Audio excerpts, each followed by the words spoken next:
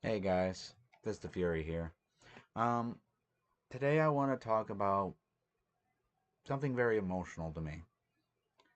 Now, that being said, is because these, like you could see on the title screen, this was very emotional to me, and I just want to talk about this. I probably won't give away the location if for security reasons, so forgive me for that, for the workers that I'm going to be talking about. I probably won't be saying names because I probably don't want people to get in trouble. So I'm just going to make some names up for you guys just to keep security purpose if you guys are watching this. So that being said, I just doing it to also protect you, but I want to share some of the memorable stories I had with this place that makes it really hard for me to talk about this because I was there on the last day before they closed down. So, that being said, you're probably wondering a GameStop Fury? Like, it's just a normal business. Why are you feeling so emotional? It's not only this business that, you know, is just a business. I get it. It's any other business. They're there to sell products, to try to get as much money for the company, to do whatever thing for it's retail. I get it. But sometimes in retail places, you'll probably have more fond memories of the people who are working there than you do with the actual business. Now, I got a couple of items right here that I want to talk about their stories, but to explain all this particular GameStop, I really don't want to say where it is because I don't want people to get in trouble, but since they know my face and maybe subscribe to my YouTube channel, they'll know who it is. But I think the whole point of the story is just to share some of the beautiful stories because when I was young, very young, before GameStop opened up where I was, um, it was funny because at the time, everybody was shitting on GameStop. Everybody. Everybody was talking jokes about it, about the trade-ins, the getting shit trade-ins thing, their whole pushing on points or whatever, their surveys, all of that. It was just like everybody was hating GameStop. And sadly, when I first was young, I used to hated GameStop.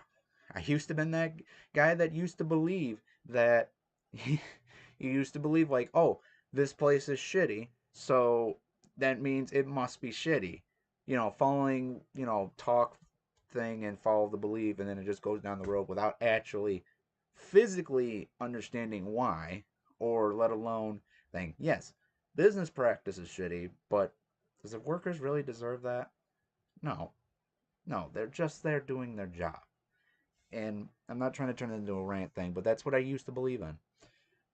So, the first time I walked into their store, of course, they didn't know me or anything from my YouTube channel. I just started my YouTube channel. Hell, this was way back. This is probably like, I don't know, like, oh God, 360 World of Tanks time period.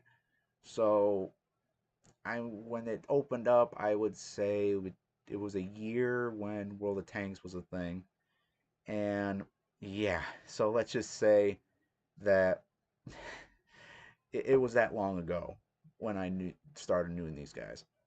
So I kept doing business with them.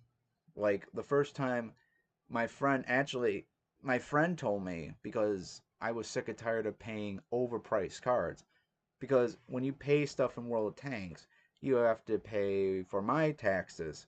It's like for something for $49.99 at the time, it's up more now, but like at the time, it used to been our taxes were like 8% of the dollar or something like that. I don't know because I'm not a physical tax person expert, but basically it was only 55 bucks. So sucks that you have to pay a $6 extra to cover the taxes, but whatever.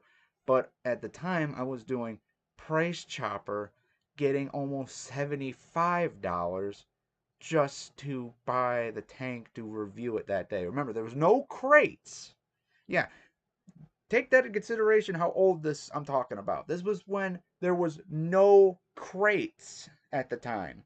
There was no Japanese heavies at the time.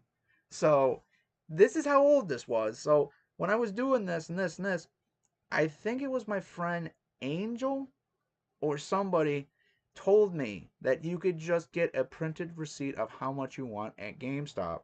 And I was like, really? I'm like, that would save me like, a good chunk of money, like almost near another $25 more or something, or 23 right there. So why not? So I tried it. It was right near the area I used to go to a lot. And I just went in. And at first it was awkward for me because, again, you're supposed to go up to the cashier and tell them how much you want. So, of course, in my head, I'm thinking, how the fuck are they going to understand me and all that jazz?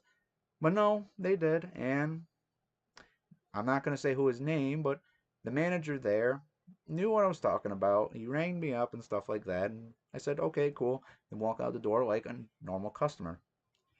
So that actually worked for a long time. And then after a while, I kept coming back, kept doing the same thing. And then the manager of the group was just like, I'll never forget it because he was asking me, he's like, you keep coming back here every week. I mean, what are you doing on getting a lot? It's like, I do YouTube reviews for World of Tanks. This was back in my old channel. And he's like, oh, cool. I'm like, what do you review and stuff like that? So we began a conversation of stuff like that and talking about video games and different things. And it was, I felt at home a little bit. Like it later on, it developed more and more that I was feeling at home there. It wasn't just a store after that. It was like after a while I came in, they were like, they just say, "What's up, man?" It's like, "What's up?" I'm like, the workers started to know me more. The the management was we were close friends at the time. Hell, we even got into deep talking about personal life sometimes. And like to understand that feeling when you're in a store that much makes you feel like you're a part of it heavily. And I know that's like, oh, maybe they're just doing that to get you back here to buy things. Yeah, but they didn't have to communicate. I could do that to another store and they wouldn't even care. They'd be like, oh, here's that same guy going to give money and stuff. Because I used to do retail and people used to shop there all the time. They don't really that emotional bond with the customer.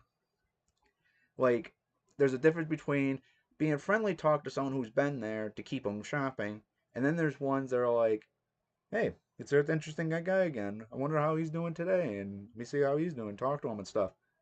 Yeah, that type of level. And it just, that whole line went on. I got to the point where they even made fun of me. There was this one guy that was like, every time I walk in the store, he's like, "What the hell do you want? Get out of here!" And I'm like, "All right," just joking with him. Yeah, that type of level of respect of friendship that I got with those guys, it was really good. And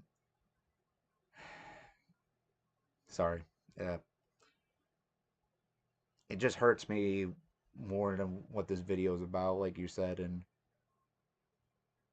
it's like that old saying. It's like you never know how good you got it until it's gone. And yeah. So the honor, like, but they were far beyond just talking and being friendly and all that. They were being like more like a family to me, even helped me a lot. Hell, there's a couple of items here that I have right in front of me that I have memories of stories of how much they went above and beyond their own company, for God's sakes, and how much I care and respect for them. And the first one I'm going to start off with, and I'm going to start showing them now, is this one, Django. This was the first Black Series I collected from the company. This is the actual first. So if anyone asks me about all my Black Series, wondering which one was the first, this one was, because one of the things that got me interested with them being friends, we were talking about the old GameCube, Star Wars Bounty Hunter. And that got into so much of a topic there that pretty much like I had to get the figure, but then we were talking for a good half an hour talking about the game. And That's when I got into the discount things and stuff like that to get more discount. But the fact is that we spent nearly hours talking about video games and stuff like that. It makes me feel like that's the reason why GameStop should be. Shouldn't be just like a business that's trying to sell games. It should be like also a part of a community that talks about it. That's what I loved about them. And I still hold fond memories of this action figure more than any of them. And trust me, there's another one. There's like a couple of them here because most of them I bought from them. Most of them I bought the DCs back there. Here, I'll show you. It's like most of them are DC characters that I bought heavily from the company as well. So it's not just Star Wars things I bought, but it was like, yeah, it's like things like that that makes me miss a lot of that. It's gonna miss me a lot of that, and that's one I'm gonna forever hold. And if I ever sell any of this you're seeing behind me, including the Star Wars ones, which is, I'll show you real quick, is right over there. Do you see how many there are? I started off really small, and look at how much the business they showed me. Like pretty much that's how much I have now. That whole freaking tower thing there is all them. So sorry about the room being a mess a little bit. Um, it's just funny how this one's going to be my forever favorite because this was the first ever that I purchased from them. But there's other ones too that gave me stories that I will have to talk about. And speaking of DC that I was talking about earlier, there was one in particular, this one here, that I have fond memories of. It was around Christmas time, and the manager that was there, I said like, "Hey, could you put this on hold for me?" Because at the time I was buying an expensive thing from wargaming to review, and I didn't want to like put more on the tab, so I said like, "Hey, can you hold this for me?" He's like, "Yeah, sure, no problem." And then he actually, let's just say I came in the next day and I was ready to get it. Well, not the next day, but the next week, and I got it. So I'm like, okay, near the holidays, got my thing, gonna get my character that I wanted. When he ringed it up, he said like, it's already paid for. I was like, no, I didn't pay for it. He's like, yeah, it's already paid for.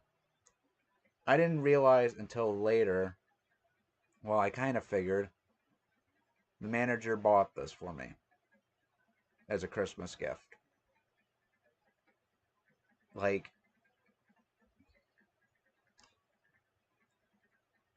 I really respected that. But it's like at the same time, he's not supposed to help his customers like that. He's not supposed to. That shows the amount of respect I have for them.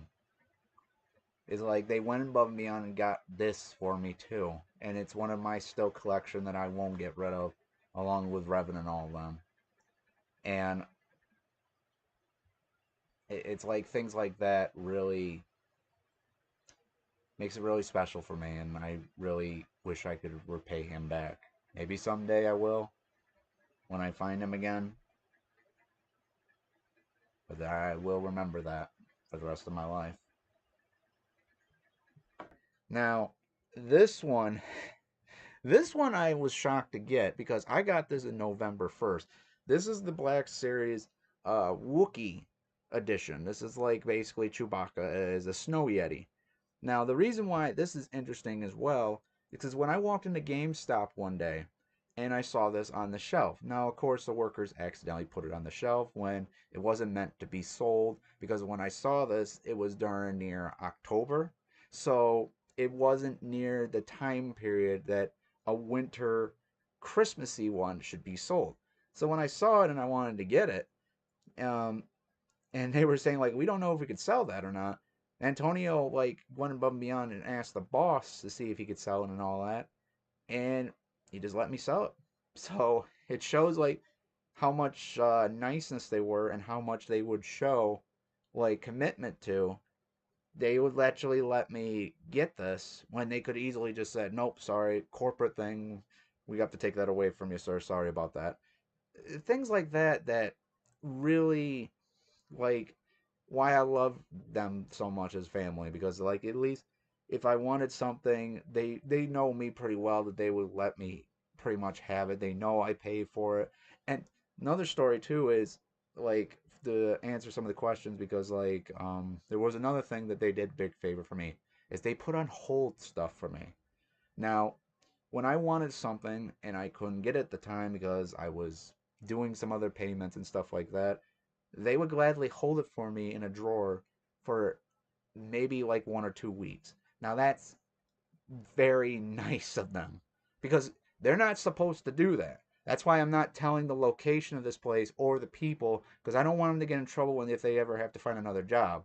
I'm just saying like if anyone works there that knows me right now and is like that, you will know what I'm talking about because like they put it in a drawer for me and they have like a note and then they keep it for me for such and such time to make sure that I'll get it that week. And I like that a lot because again, not everything you can get right offhand and things will be easily sold right off the window really quick.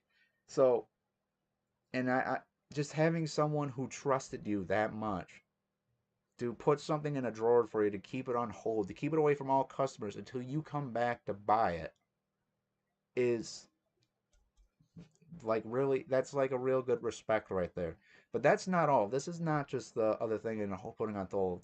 It was another one that one of the like they're gonna get mad at me if I don't talk about this, but this is one of the things of the items that they went above and beyond, even more beyond the company, and that's Dark Revan. If you're watching this, the guy who did this, um, yeah, you know what I'm going to talk about, and I still hold on to this, and I appreciate it still to this day. Now you're probably wondering, it's a regular Revan Fury, like you get it on other things and stuff like that. What's the big deal with this? Well, this one has the most respectable story out of all of it. So back in way beyond, probably when the first Xbox One came out, pre-orders were a thing. So I saw pre-order 6-inch Revan, which is basically this. This is the same Revan that was used in the story of my YouTube video of What If Episode 9. This is the same Revan design, same character detail, same lightsaber, and all that. Um, so when I pre-ordered it, I paid it slowly, and that's another thing I love, and that I'm gonna miss so much of not Wargaming, Jesus Christ, GameStop is like how much I'm gonna miss GameStop so much is because when you pre-order something, you can just put $5 down, and then constantly get paid every week until it eventually comes out. Then you pay the thing. I'm gonna miss that so much because pre-orders nowadays will make you pay the full price of it and then you have to wait for it. Like, why not just pay it slowly, like what they did? Pay it slowly, so that way it won't pay that much. Hell, there's a Qui-Gon Jinn and Obi-Wan. I won't show it, but I'm just basically saying, like, there's a Qui-Gon Jinn and Obi-Wan from the Phantom Menace and Darth Maul. It was so much money to pay it up front. So paying it slowly, I managed to get it down to where I was able to do, which I miss that so much. Because if you wanted something, you could pay it less. But anyway, back off topic, back to the Revan story. So when I paid for Revan, I paid for it slowly. So I waited 3 months and still nothing. Waited a fourth month, still nothing. Waited a fifth and sixth month, still nothing. Waited a year, still nothing. And it wasn't GameStop because I was getting upset, but it wasn't them. I knew it wasn't them because we were close buddies. I know it wasn't them. Even I told them, I'm like, I'm not upset with you guys. I'm upset with whoever's doing this because it's not them. It for those who are at GameStop and you're yelling at the worker behind the desk because your pre-order's not there for a long period of time, don't get mad at them. Like, don't get mad at the cashier people. They have nothing they could do about it. They are the ones that sent out the order. It's the dang shipping people that should be the problem here, that you should take your anger to. Because they don't know, like, some of the faxing could be lost, some faxing could be mixed up, and then the routing shipments, they will go to different places first before yours place. It's a mess. At least it's better now than it was back then for me, because they were like, they couldn't even get, like, a letter saying, like, it was going to be shipped yet or not. And that's usually the first step before it gets to your store. And it's like, ugh. So anyway, back to the story. Sorry, I thought I heard something. So back to the story real quick. So I waited a year and a half and it was still nothing. And I was getting frustrated. Well, one of the buddies that works at GameStop got like he was upset for me because he felt bad for me waiting a year because he understands because he orders Funko Pops and he couldn't even get his for the longest period of time. So he said, "You know what? I'm just gonna order it on Amazon and just give it to you." Yes, what I'm holding right now, is not from GameStop. It's from Amazon, and he paid for it because he wanted me to have the figure that I was trying to get for so long. Like, yes, I gave him my pre-order money back to him to make some of that money back up for him. But when after I saw online, it's paid more than what I paid for pre-orders. I paid this fully at pre-order, so I gave him back my money for that for to help him out. But it was more than that when I saw it online, and like some of it was like with taxes and stuff, it was almost $40 at the time, maybe 45. That's more than I paid. And the fact that he did that for me was beyond, like, that was family there. Like these guys were family to me to the end because how many GameStop companies would be going out of their way for waiting years and a month ahead and said, like, you know what? I'm just going to order it for you and you can have it. Here you go. Think about that. What company would do that? No company would. That's why I'm going to probably hold this to my death along with Django. Because how much respect I got that day from that and how much appreciation I gave to them. And that's why it kills me to see them go out of business. And and I don't know why. And I know why they're doing it because they're in a small location. So stores are going to shut down the slowest amount of store thing. But I don't really want to give the location because then if anyone watches this from corporate and they heard about all this, what I'm saying, and then they basically go after well, they won't, they will be out of a job, but I don't want them to have it on records if they get another job just saying like what they did because I don't want them to feel like that. I don't know if they look back records or wherever they go, but let's just say where they were, it was miles and miles away to go to the next one. Like, I would say, let's just give an example, like a 3 hour drive to the next one where they were. They were in a perfect area, for God's sakes, that they could sell from all over that small town without making people to drive 3 hours away, depending on where you live at that town. It could be 2 hours, but I'm just saying, like that many hours away just to get to another one. No one's going to do that. You know how high gas prices are these days? It's like, you think average people are gonna do that? What the hell were you thinking, GameStop fucking corporates? Oh, I want to be like Homer right now and find that person who's shutting it down and be like, "You're the one shutting this down? Why you little like that?" Because not only it is sad to see that, but it's also sad for the community that's gonna lose a place that is legit easier for people to get to. And it's such sadness to see that. I mean, my sadness is because I'm losing my family there. I feel like my family are all going to break away and I won't see them again. And it probably so. But seeing, but the community is going to be more sad because it's like there's going to be nothing there. So, last day came around. I was there on the last day they were open. It was on a Friday on the 10th, which is probably today's going to be the 11th. So they're probably closed after this video. And it just burks me. It makes me sad to see the thing close down and fun memories. Matter of fact, I want to show you one more thing I got. This was on the last day, and the perfect irony of the joke of how much I loved that place so much. This is a Funko Pop of the Lich King of Warcraft. Now you're probably asking yourself, Fury, like, where's the joke irony there? Well, if you know the Lich King story, it kind of feels the same way. Or let alone if you know the company of Blizzard with Warcraft, you'll know the same story. And it's kind of the same thing. When the Arthas DLC came out for the Wrath of the Witch King, Warcraft was at the peak of its height at the time. Very, very high popularity. Then when this came out and then it was all done, and after he died, went downhill. And I said this, and most of them smiled and all that. It was like, you know, it's kind of like the Lich King story, how the GameStop is. It's like a good loving thing that they had, and then it just died off afterwards, and that's basically how I felt.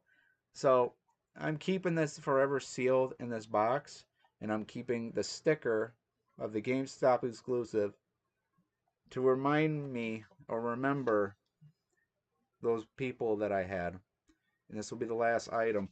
Hell, I don't want to show the receipt, but I even have the receipt that I will never throw away. I have the date of that exact thing on the 10th, and I don't want to like show where it's from because again, I don't want the people who work there get in trouble or anything like that for doing their thing.